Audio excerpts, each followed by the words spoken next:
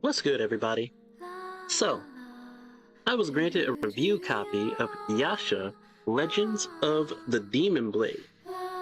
I'd like to do a short review of it, so of course I want to give a quick thank you to the devs of this game, 7Quark, for passing it along to me, and we'll get the ball rolling.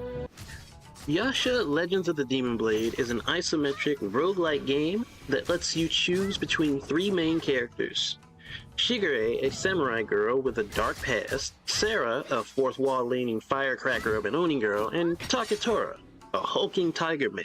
Each playable character has their own playstyles and their own story perspectives as you progress through things. So if the gameplay catches you, you might enjoy what you come across since, as in many other roguelikes, you'll be doing repeated cycles.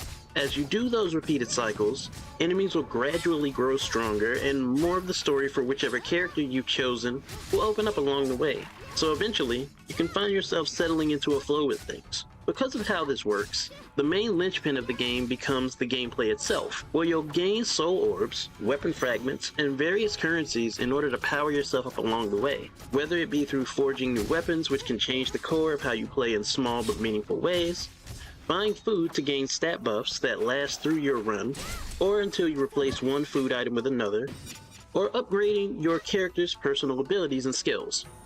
If you happen to die along the way, or if you clear a cycle, that's where you'll be given the chance to level your character's inherent abilities and stats.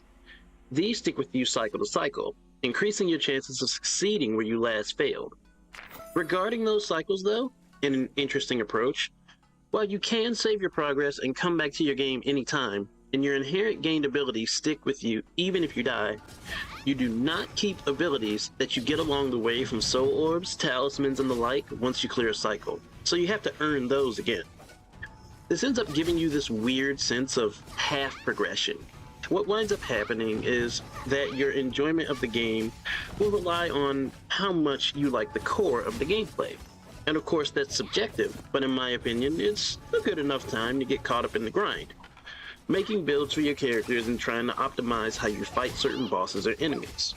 Yasha Legends of the Demon Blade isn't breaking any new ground or anything like that, but it's a fun enough experience overall, and I'd say I could personally recommend it.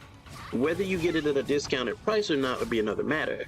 There is a demo for the game on Steam, so if you've got the means, give it a try first. If I had to give it a score, I'd say it's a solid 7 out of 10.